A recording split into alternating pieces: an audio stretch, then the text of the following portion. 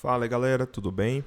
Dando continuidade aqui à sequência relacionada aqui ao regimento interno do CNJ, vamos fazer aqui a parte 2 e espero que seja a última parte para a gente terminar todo o regimento interno. Lógico, né, galera? Não tem como a gente exaurir tudo que pode cair para vocês no regimento interno em uma videoaula, por isso que eu sempre reforço a importância de você fazer muita questão e também fazer a leitura seca do regimento interno. Não adianta você achar que em uma videoaula o professor vai conseguir falar tudo, tá? Não, aqui eu tô para poder direcioná-los para o que eu particularmente, com a experiência que eu tenho enquanto concurseiro também, do que pode ser cobrado em prova, tá? Mas impossível da gente falar tudo, tá?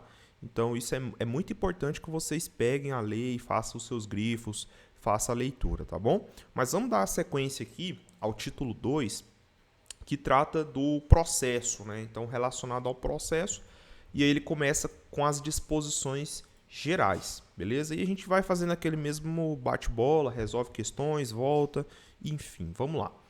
Então ele fala aqui no artigo 42 sobre os requerimentos iniciais, né?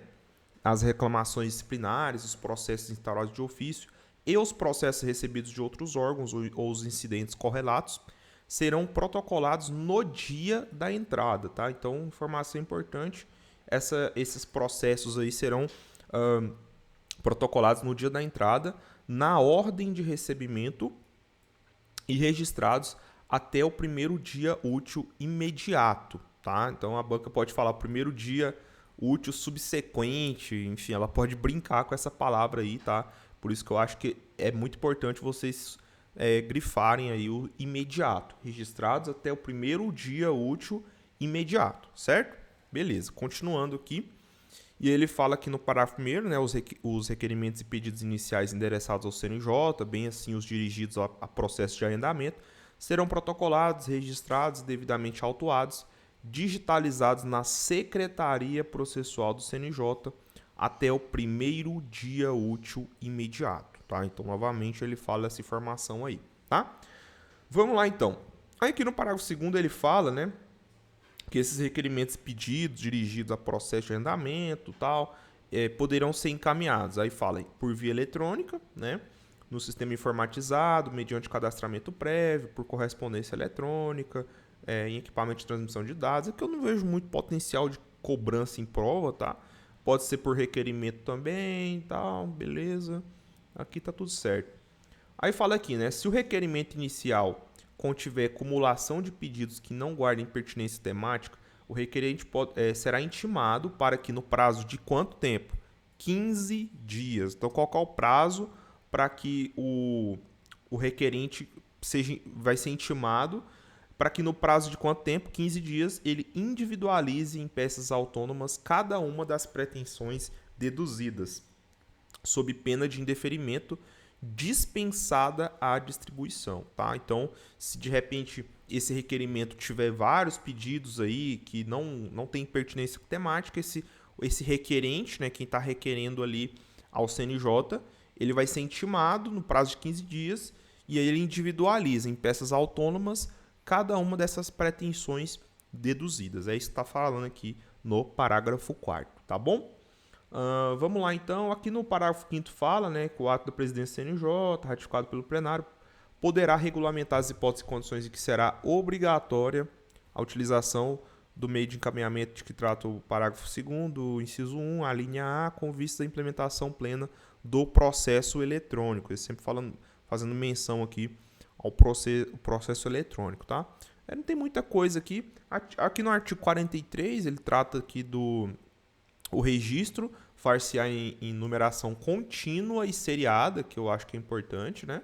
Contínua e seriada, observadas as seguintes classes processuais. Então, quais são as classes processuais do registro, né? Então, você tem a inspeção, a correição, a sindicância, a reclamação disciplinar, o processo administrativo disciplinar, representação por excesso de prazo, avocação, revisão disciplinar, consulta, procedimento de controle administrativo, pedido de providências, arguição de suspeição e impedimento, acompanhamento de cumprimento de decisão, comissão, restauração de atos, reclamação para a garantia das decisões, ato normativo, nota técnica, termo de compromisso, convênios e contratos, parecer de mérito sobre anteprojeto de lei. Então são muitas classes aí, né, desses registros que podem ser feitos junto ao CNJ. Não precisa memorizar isso aí, né? Eu acho que o mais importante é você pelo menos saber, né, identificar, se de repente a banca falar, são classes processuais, o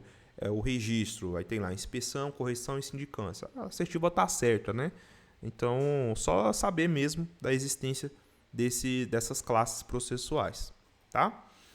Aqui no capítulo 2, trata da distribuição, né? Então, você fala que os pedidos, as propostas de atos normativos e processos regularmente registrados serão, quando for o caso, apresentados à distribuição, né? Distribuição é distribuir, né? O próprio nome já diz, para os conselheiros aí fazer essa análise, tá? Vamos lá, então. A distribuição automática, alternada e aleatória de processo será pública, né? Então, a distribuição automática, alternada e aleatória será pública, podendo qualquer interessado ter acesso aos dados constantes do respectivo sistema informatizado. Beleza, também. Sorteado ao relator, ser-lhe-ão imediatamente conclusos os autos, né? Beleza? Vamos lá, vamos continuar aqui, ver se tem mais alguma coisa importante, tá? Não se submeterá a distribuição à proposta de ato normativo proveniente de comissão ou decorrente de julgamento já distribuído, tá? Então, isso aqui pode ser que caia em prova, né? A banca vai falar lá, será submetida à distribuição a proposta de ato normativo proveniente de comissão ou de... Não, aí tá errado, né? Beleza? Aqui, ó, que informação boa. Ó. A distribuição se fará entre todos os conselheiros, inclusive os ausentes ou licenciados, por até 30 dias, né? Excetuando... Aqui, ó, deixa eu só circular isso aqui tudo, ó. Inclusive... Deixa eu até colocar de outra cor aqui, ó. Inclusive os ausentes ou licenciados por até 30 dias. Então, essa distribuição desses processos serão feitas entre todos, até mesmo aqueles ausentes e os também licenciados por até 30 dias. E eu vou colocar de vermelho aqui, ó, excetuando o presidente e o Corregedor Nacional de Justiça. Isso aqui realmente tem uma probabilidade grande de estar na sua prova, tá? Que a banca vai falar assim que incluído o presidente e o Corregedor Nacional de Justiça. Tá totalmente errado, beleza? Continuando aqui, vamos ver se tem mais alguma coisa. Essa aqui, ó. Se 3 ou mais processos que envolvam a mesma questão de direito forem distribuídos por dependência a um único relator, então vou até colocar aqui, ó. Deixa eu colocar de amarelo aqui, ó. Tá?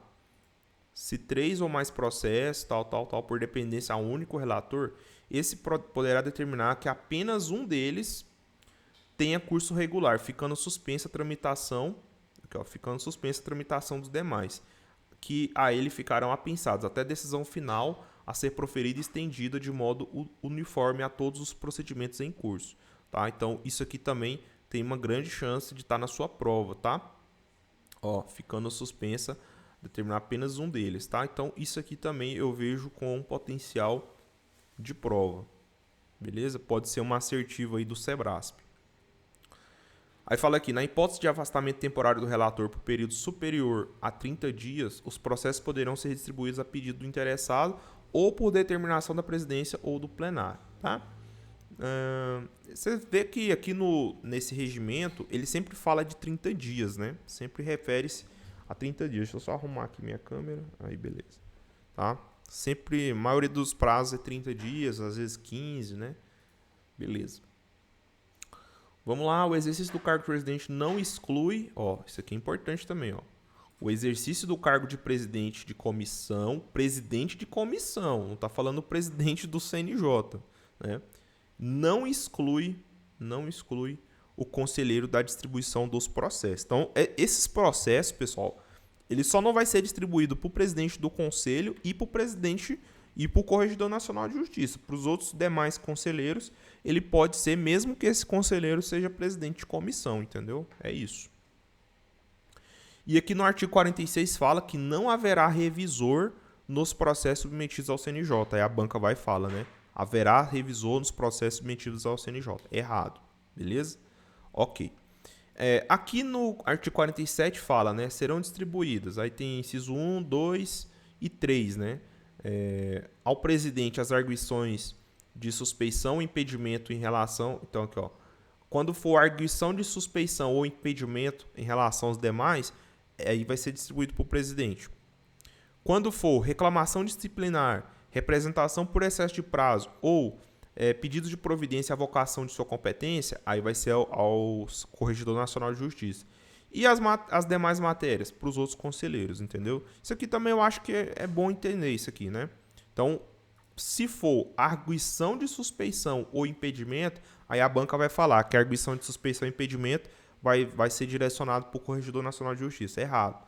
Vai ser direcionado ao presidente. Se for reclamação disciplinar, representação por excesso de prazo, providência e avocação de competência, vai para quem? Corregedor Nacional de Justiça. E os demais processos, demais matérias, para os outros conselheiros. Certo? Tranquilo, beleza. Continuando aqui. Aqui no artigo 48, né, fala sobre inspeção, aqui o capítulo 3 dos diversos tipos de processos, né, então ele vai dar uma detalhada aqui nessas classes processuais, tá? Então, a primeira que ele trata aqui é a inspeção, aí fala que a Corregedoria Nacional de Justiça poderá realizar inspeções para apurar os fatos relacionados ao conhecimento e a verificação do funcionamento de serviços judiciais auxiliares, etc, etc. Foi o que a gente falou, né? Qual que é a função do Corregedor Nacional de Justiça? É inspecionar e verificar essas coisas todas. Isso tudo é competência da Corregedoria Nacional de Justiça, tá? Então, essas inspeções poderão ser realizadas rotineiramente e tal, etc., sem prejuízo da atuação disciplinar e correcional dos tribunais. O que acontece? Os próprios tribunais, eles possuem mecanismos correcionais, né, de inspeção. Então, eles vão continuar fazendo as suas funções, porém o CNJ também faz esse controle complementar, digamos assim, né? Mais vertical, lógico, né? Porque uma coisa é o tribunal fazendo um controle interno dele mesmo, né? Outra coisa é o CNJ, de maneira vertical, também fazendo esse controle. Então, é um controle, digamos, duplo, né? Então, é isso. Não? Então, mantém-se esse controle interno feito pelos próprios tribunais. Certo? Vamos continuar, vamos ver se tem mais alguma coisa importante. Mas é isso. Sempre que necessário, poderão ser designados servidores de outros órgãos. Tá? Né? Aqui, ó. A inspeção será realizada independentemente de convocação ou comunicação prévia. Né? Isso que é importante também. Né? Com ou sem a presença, isso aqui também é importante, tá? Com ou sem a presença das autoridades responsáveis pelos órgãos inspecionados. Podendo-lhe colher-se a manifestação de interessados em outras atividades. É isso. Tá? Vamos lá, vamos continuar aqui. Sempre que as circunstâncias não recomendem o contrário, a realização de inspeção poderá contar com a realização de audiência pública, comunidade, enfim, né? Vamos ver aqui se tem mais alguma coisa. Vamos resolver algumas questões, porque senão a gente fica só na leitura, tá? E aí a gente não vê na prática aqui, né? Fica uma coisa meio solta. Vamos ver aqui essa 12, se dá pra gente responder. Se o requerimento inicial contiver acumulação de pedidos que não guardem pertinência temática, o requerente será intimado para que, no prazo de 30 dias, individualize em peças autônomas cada uma das pretensões deduzidas, sob pena de indeferimento, dispensada a distribuição. Tá certo ou errado, pessoal? Tá errado, né? A gente viu que o prazo para que esse requerente faça essa individualização em peças autônomas é de 15 dias. Não é de 30 dias, tá? Então, essa questão aqui está errada. Questão 13.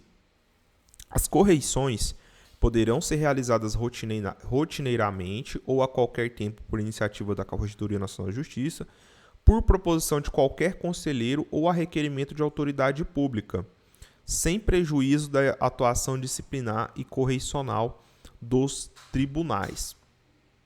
E aí, o que vocês acham?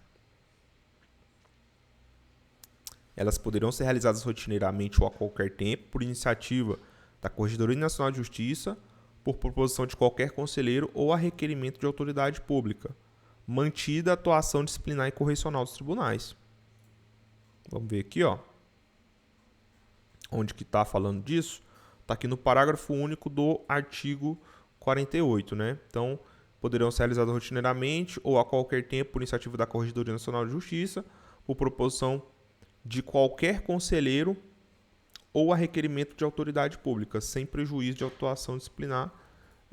Aparentemente está certo, né? Rotineiramente ou a qualquer tempo por iniciativa da Corregedoria Nacional de Justiça. Exatamente. Por proposição de qualquer conselheiro ou a requerimento de autoridade pública mantida, sem prejuízo da atuação disciplinar e correicional dos tribunais. Aparentemente essa questão aqui está certa. Se tem algum erro aí, vocês me dão o feedback aí, tá? Eu vejo que essa questão está certa. Porque até então eu tinha selecionado só questões erradas, né? Não sei se ele deu a 13 como errada aqui, deixa eu ver. Ele falou que a 13 está errada. Mas aparentemente essa questão aqui está certa, né? Aparentemente sim. Se passou alguma coisa aí, galera, é um negócio muito, muito minucioso, né? De qualquer conselheiro, exatamente. Qualquer conselheiro poderá. Requerimento de autoridade pública, né? Requerimento de autoridade pública. Qualquer conselheiro, tá certo. Pode ser a qualquer tempo, né? A qualquer tempo, tá certo. Por iniciativa da Corregedoria Nacional de Justiça, né? Agora eu vi aqui o erro. Olha, pra você ver. A besteira, né, cara? O erro tá aqui, ó. As inspeções, né? Aqui ele falou as correições. Nossa, que erro besta, hein, cara? Que erro besta. Então, na verdade, essa questão aqui tá errada, né? A questão tá errada. Inclusive, eu já até dei o spoiler, né? Todas as questões aqui que eu coloquei estão erradas. Mas o bom da gente treinar é pra gente identificar o erro da questão, né, galera? Porque o massa é você saber identificar o erro, né? Para você realmente ter essa percepção aí nas questões da Sebrasp, né? Não basta só saber que está errado, saber o porquê está errado, né? Então, essa questão aqui está errada porque falou correições e, na verdade, é inspeções. Então, você tem que saber qual que é a classe processual que está tratando aqui essa questão, né? Então, beleza, é isso. Então, esse é o erro da questão. Vamos ver se é a segunda aqui e tal. Aí, no capítulo seguinte, aí sim ele trata da correição, né? Então, aí na seção 2 ele fala da correição. Porque você viu, no primeiro ele falou da inspeção, no segundo ele vai falar da correição, né? Então, a correição. A corregedoria poderá realizar correições. Tá? Você lembra, a corregedoria fala de inspeção, correição, tudo isso é a corregedoria. Para a apuração de fatos determinados relacionados com deficiências graves dos serviços judiciais e auxiliares, das serventias e dos órgãos prestadores de serviços notariais e de registro. Tá? As correições serão realizadas sem prejuízo da autuação disciplinar e correicional dos tribunais, a corregedoria promoverá as diligências necessárias e tal, beleza? Então, é bom você saber diferenciar correição e inspeção, tá? Beleza? Vamos ver se tem mais alguma coisa aqui. Será acompanhado de conselheiros, juízes auxiliares, tal. A correição ela será precedida de ato convocatório com indicação dos fatos, tá? Em caso de extrema urgência ou virtude de relevância e motivação, poderá ser realizada sem comunicação prévia, independente da ciência da autoridade judiciária responsável. Beleza, vamos ver aqui. Não. Qualquer momento serão imediatamente comunicadas ao Ministério Público, tá? Aqui, ó, o plenário do CNJ e o Corregedor Nacional de Justiça poderão encaminhar traslado do expediente de correição à Corregedoria do Tribunal, ao qual esteja correicionado vinculado, para adoção de providências a seu cargo com ou sem prazo. Com ou sem prazo. Beleza? É isso, pessoal. Então, falamos de correição, falamos de inspeção, agora falaremos sobre a sindicância, tá? Então, tudo isso aí está dentro da corregedoria. Então, a sindicância é o quê? É o procedimento investigativo sumário, ou seja, mais rápido, né? Levado a efeito pela Corregedoria Nacional de Justiça com prazo de conclusão não excedente a 60 dias. Então, falou de procedimento de sindicância, você vai lembrar do prazo de 60 dias. Isso é muito importante, tá, pessoal? Isso também eu vejo com potencial de prova, tá? Então, qual que é o prazo da sindicância? 60 dias. Destinado a apurar irregularidades atribuídas aos magistrados servidores de serviços judiciais auxiliares ou a qualquer serventuários, tal, beleza? A juízo do Corregedor Nacional de Justiça, esse prazo, ele poderá motivadamente ser prorrogado, tá? Então, esse prazo de 60 dias, ele é prorrogável a critério do Corregedor Nacional de Justiça. E aí ele fala que ele poderá delegar a conselheiros e aos magistrados requisitados competência para a realização da sindicância. Então, essa sindicância, ela é delegável, tá? Então, esse corregedor, ele pode delegar, pode prorrogar também, tá? Então, 60 dias prorrogáveis por mais 60 e é delegável. Isso tudo é importante você saber, tá bom? Então, vamos lá, vamos continuar aqui. O que mais que a gente pode falar que é muito importante? Aqui no parágrafo único fala, né? Encerrada a investigação, o sindicante elaborará o relatório do qual seja dada vista ao sindicado pelo prazo de 15 dias, né? Então, esse relatório que vai ser dada vista ao sindicado pelo prazo de 15 dias para apresentação da defesa prévia, tá? Então, qual é o prazo para apresentação dessa defesa prévia? Prazo de 15 dias.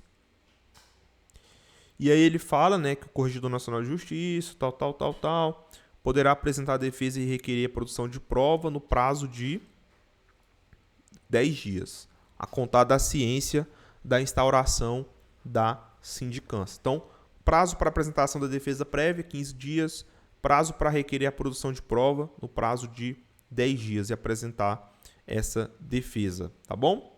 Vamos lá. Aqui, pessoal, é muito processo, prazos, eu acho assim, que tem algumas coisas um pouco mais importantes e outras um pouco mais muito minuciosas que eu vejo que não tem uma chance tão grande de cair em prova, tá?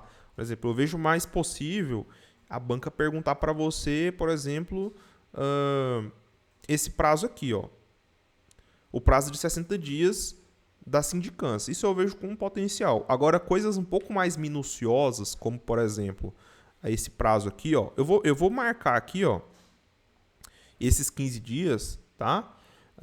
Olha lá, propor ao plenário do CNJ a instauração do processo que será precedido de intimação para apresentar a defesa, enfim. Isso aí eu já vejo que não tem tanta chance. Pode ser que caia, pode, mas, enfim, fica o registro aí para vocês, tá? Beleza? E aí ele fala todo o processo. Vamos pular aqui agora para reclamação disciplinar, na seção 4, tá? Então, essa reclamação poderá ser proposta contra todos os membros do Poder Judiciário, contra todos os titulares de serviços auxiliares, serventias e órgãos prestadores de serviços notariais e de registro, tá? Beleza, vamos ver aqui. Ó, não sendo o caso de arquivamento ou indeferimento sumário, o reclamado será notificado para prestar informações em 15 dias, né? Sempre fala que esse prazo para o reclamado ali, ele pode apresentar defesa, pode ser notificado para apresentar informações, normalmente são 15 dias. Então é importante você memorizar esses 15 dias aí, tá? Saber associar os 15 dias ao prazo que ele tem para apresentar defesa, tá bom? Ok? Não mais, cara. Vamos ver aqui se tem mais alguma coisa importante. Vamos resolver questões, né? Para não ficar tão chata a aula. Vamos lá. Questão 14. As correições da corregedoria serão realizadas em prejuízo da atuação disciplinar e correicional dos tribunais? Errado, né, pessoal? É sem prejuízo, tá? É sem prejuízo. Continua, foi o que a gente falou, continua mantendo a atuação correicional e disciplinar dos tribunais, né, internamente, que eu falo, tá? Aqui na 15 fala, né, a reclamação disciplinar poderá ser proposta apenas contra membros do Poder Judiciário? Errado, não é só contra os membros do Poder Judiciário. A gente viu aqui, ó, que essa reclamação disciplinar, ela poderá ser proposta contra os membros do Poder Judiciário, contra os titulares de seus serviços auxiliares, serventias, órgãos prestadores de serviços notariais e de registro. Toda essa galera aqui contra elas poderá ser feita aí, proposta, né, melhor dizendo, a reclamação disciplinar. Tá? Então a questão extrapolou, tá errado, tá? Vamos lá, então. Questão 16.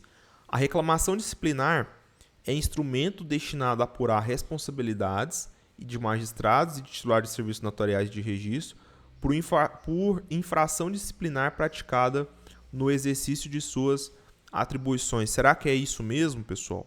O que é a reclamação disciplinar, né?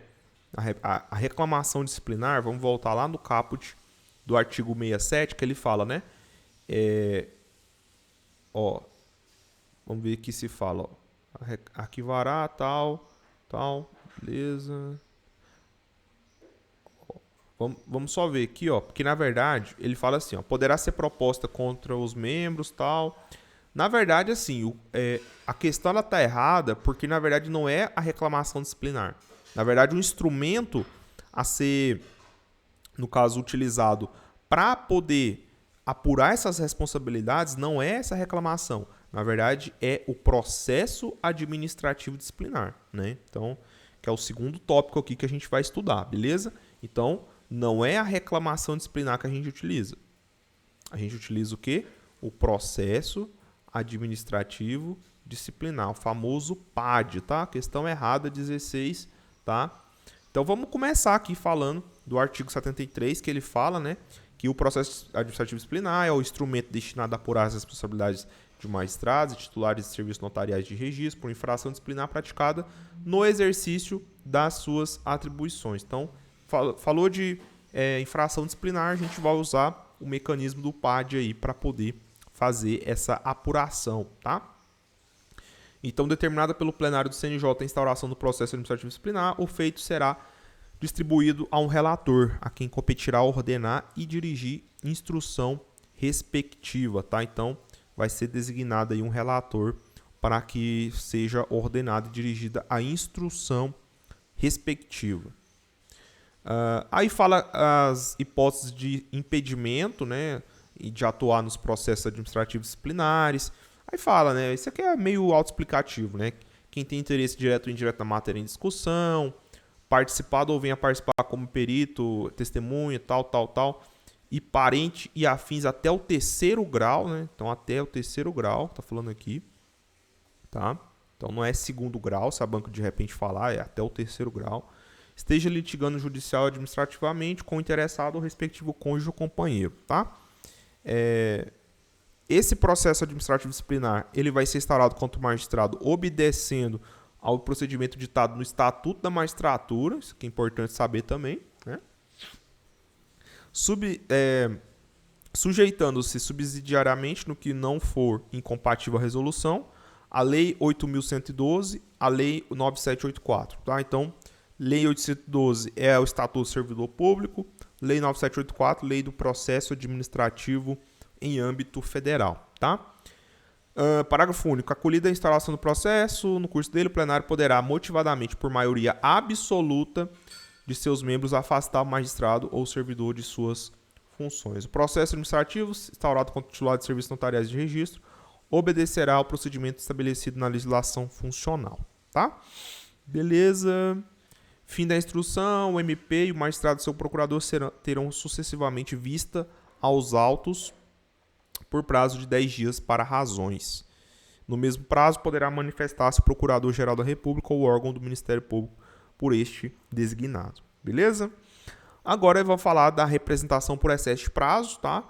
Então, a representação contra o magistrado por excesso justificado de prazo para prática de ato de sua competência jurisdicional ou administrativo poderá ser formulada por qualquer pessoa com interesse legítimo, pelo MP, pelos presidentes de tribunais ou de ofício pelos conselheiros, certo? Vamos lá, então. Aí aqui fala, né, mais um prazo aqui de 15 dias, né, sempre falando de prazo de 15 dias para apresentação de defesa, tá? Ok. Vamos ver aqui, o que mais tem de importante? É isso. Da avocação, então a avocação de processo de natureza disciplinar em curso contra os membros do Poder Judiciário, seus serviços auxiliares, tal. Mediante representação fundamentada de membro do CNJ, do PGR, do presidente do Conselho Federal da OAB e de entidade nacional da magistratura, tá? Então, Ó, dar-se-á de registro, dar-se-á a qualquer tempo mediante representação, né? Então, essa avocação de processo de natureza disciplinar, né? Mediante representação desses membros aqui que foi falado, beleza? Vamos resolver questões, vamos ver se dá para a gente resolver algumas aqui, né? Poderão ser revistos de ofício ou mediante provocação de qualquer interessado os processos disciplinares de juízes e membros de tribunais julgados há menos de 3 anos do pedido de revisão. Aqui ele já pulou bem para frente. Vamos continuar estudando aqui que já a gente chega nessa questão aí, tá?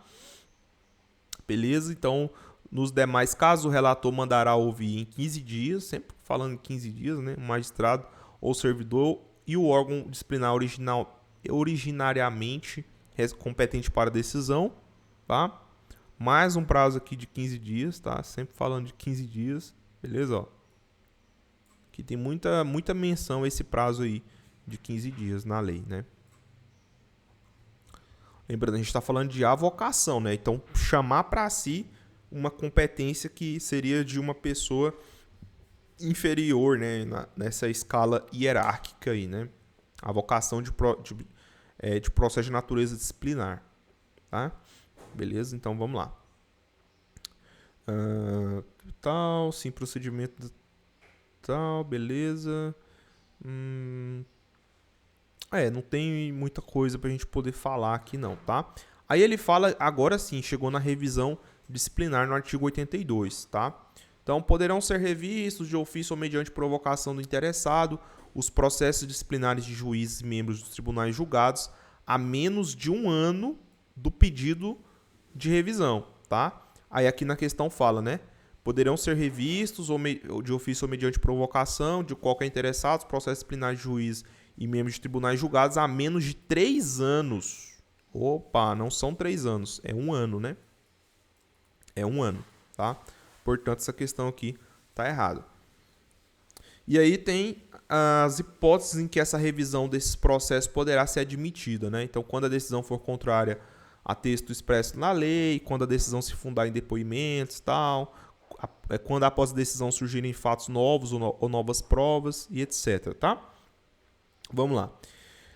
O relator poderá indeferir de plano o pedido de revisão que se mostre intempestivo, manifestamente sem fundamento ou improcedente, tá? A instauração de ofício da revisão de processo disciplinar poderá ser determinada pela maioria absoluta do plenário, inclusive os quórums normalmente é de maioria absoluta, tá, pessoal? Em alguns casos, maioria simples, mas grande parte, maioria absoluta, mediante proposição de qualquer um dos conselheiros do PGR ou do presidente do Conselho Federal da OAB, tá? Beleza? É isso, basicamente. Deixa eu ver se tem alguma questão aqui, ó, né? Em caso de risco de prejuízo iminente, né? Então, aqui, ó. Vamos ver aqui se a gente já chegou... Não, a gente não chegou a falar desse ponto ainda. Vamos continuar aqui o estudo, então. Olha só. Agora fala da consulta, né? Então, fala que o plenário decidirá sobre consultas em tese de interesse e repercussão gerais quanto à dúvida suscitada na aplicação de dispositivos legais e regulamentares, tá? A consulta deve conter indicação precisa de seu objeto e etc. Tá? Que fala que a consulta poderá ser respondida monocraticamente quando a matéria já estiver expressamente regulamentada em resolução. Beleza. Não vejo muita coisa aqui não, tá? Aqui fala do procedimento de controle administrativo, né? Então, esse controle dos atos praticados por membros ou órgãos do Poder Judiciário será exercido pelo plenário do CNJ, de ofício ou mediante provocação, sempre que restarem contrariados os princípios estabelecidos no artigo 37 da Constituição, o LIMP, né? Especialmente os de legalidade, pessoalidade, moralidade e eficiência. Ele até fala aqui, sem prejuízo, ou seja, mantida a competência dos tribunais de contas da União e dos tribunais de contas dos estados. Por óbvio, né? O TCE e o TCU, eles continuam fazendo esse controle administrativo aí, beleza? Aqui fala, né? Não será admitido o controle de atos administrativos praticados há mais de 5 anos. Tá? Então, há mais de 5 anos, se esse ato administrativo foi cometido, não vai ser admitido, tá? salvo quando houver afronta direta à Constituição. Aí, no caso de afronta direta à Constituição, aí nesse caso será admitido mesmo após 5 anos, tá? Isso é importante também, eu vejo que isso aqui tem um potencial de prova, tá? Vamos ver se tem mais alguma coisa aqui. No mais, eu não vejo muita coisa, tá? Pedido de providência aqui. Finalmente a gente chegou na questão, né? Que ele fala do pedido de providências.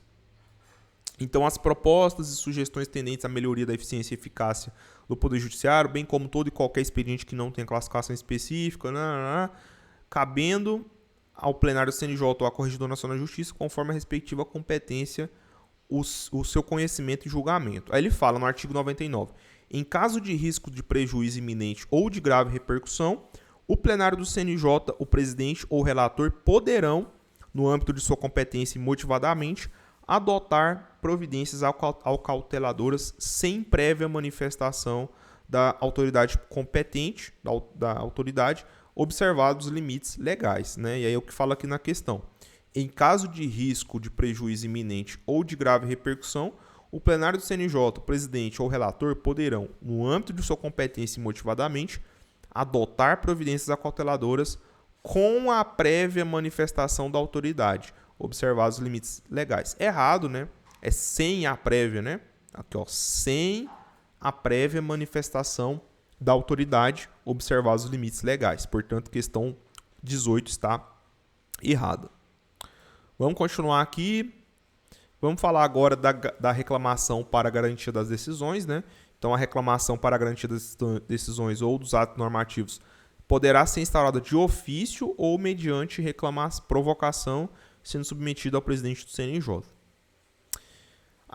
Seção 8 aqui, né? Então, a gente vai falar do ato normativo. Então, o plenário poderá, por maioria absoluta, normalmente o quórum é a maioria absoluta, né? Editar atos normativos mediante resoluções, instruções, enunciados administrativos e ainda recomendações. A gente, aí no estudo dessas normas do CNJ, a gente está vendo bastante, né? Resolução, instrução, enunciado, tudo isso elaborado pelo plenário por quórum de maioria absoluta. E aí é o que a questão 19 fala, né? O plenário poderá, por maioria simples, errado, né? Maioria é absoluta, tá? Editar atos normativos mediante resoluções, instruções, enunciados ou ainda recomendações. Questão errada, porque não é maioria simples, é maioria absoluta, tá bom? Vamos pular aqui, nota técnica, ele fala aqui que o plenário poderá de ofício ou mediante provocação, elaborar notas técnicas de ofício ou mediante requerimento, tal. Também não vejo muito potencial de prova. Capítulo aqui, ele fala da efetivação das decisões, né? Então, cabe à Secretaria-Geral, mediante órgão específico, o acompanhamento do fiel cumprimento dos atos e decisões do CNJ, a Secretaria Nacional da Corregedoria Nacional de Justiça, das deliberações do Corregedor Nacional de Justiça, né? Então, quem que faz esse acompanhamento fiel, né, do cumprimento dos atos e decisões do CNJ, né? É a Secretaria-Geral, beleza? Vamos pular aqui direto, porque aqui eu não vejo muita coisa. Aqui fala das provas, né?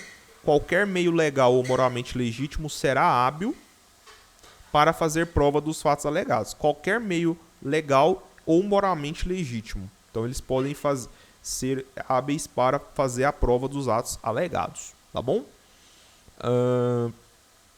O requerente deverá instruir seu requerimento com a documentação necessária à compreensão do seu pedido, tal. Enfim, não vejo também muita coisa. Aí fala das audiências, né? Então, as audiências para instrução dos feitos serão realizadas em local e dia e hora designados pelo relator. Então, isso aqui também é importante, tá? Lembrar que não tem revisor nos processos aqui do CNJ, tá? Isso é importante, beleza? Recurso administrativo, né?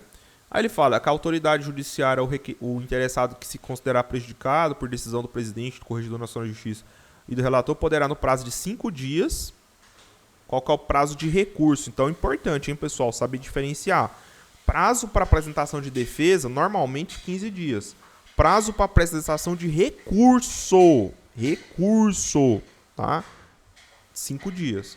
Prazo para que a autoridade faça, verifique lá, normalmente é 30 ou 60 dias, né, para apuração, para fazer o procedimento inteiro, né, igual no procedimento sumário mesmo, a gente viu 60 dias, tá? Mas prazo de recurso, 5 dias, não vai marcar que é 3 dias, tá?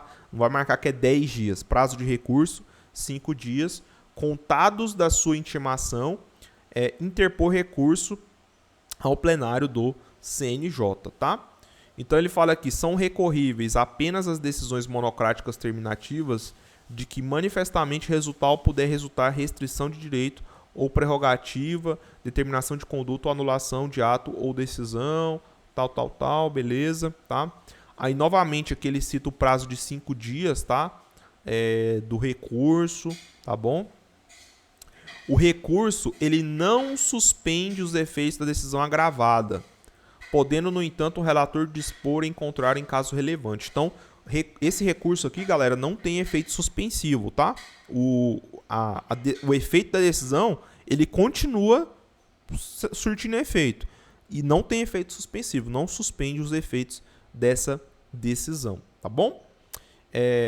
E aqui ele fala, né, que dos atos e decisões do plenário não cabe recurso, tá? Show?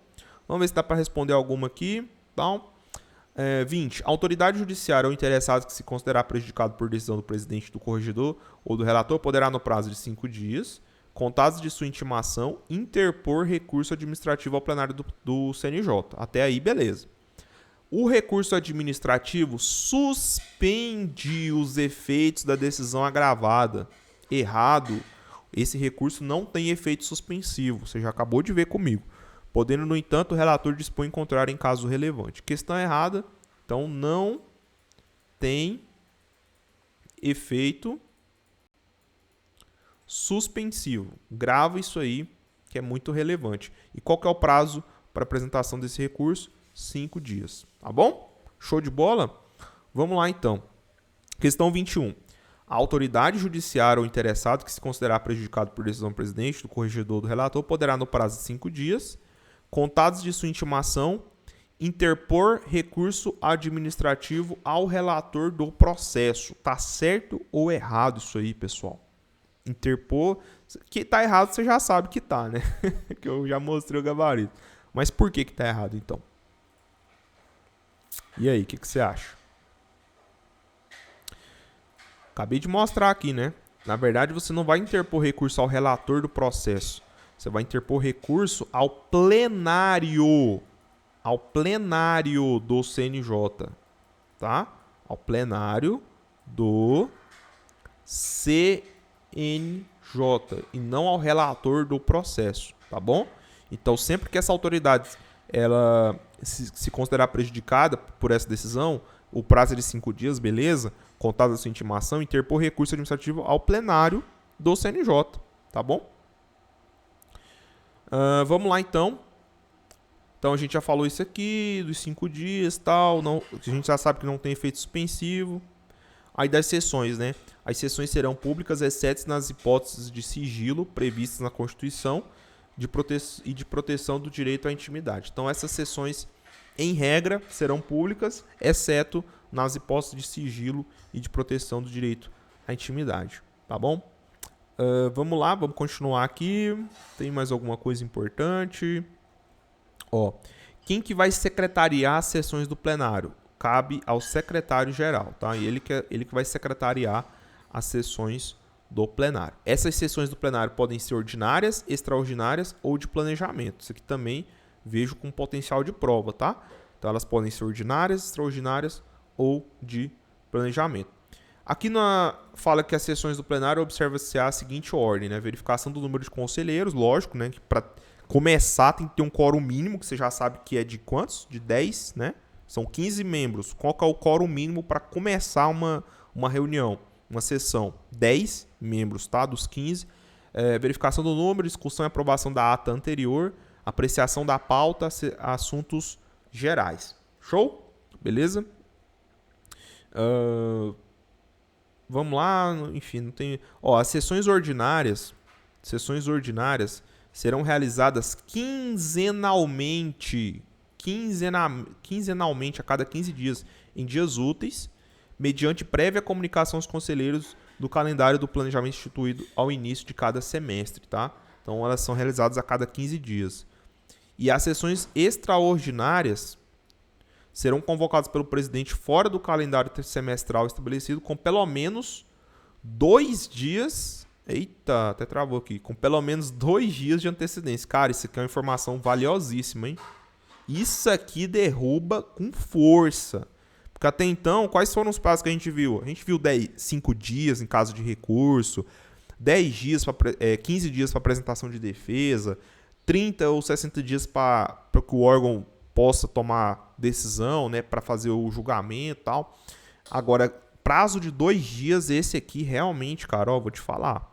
Isso aqui, se cair na sua prova e você acertar, hein, depois me conta para mim, se você tiver acertado essa questão aqui, porque isso aqui realmente é uma informação muito valiosa, tá?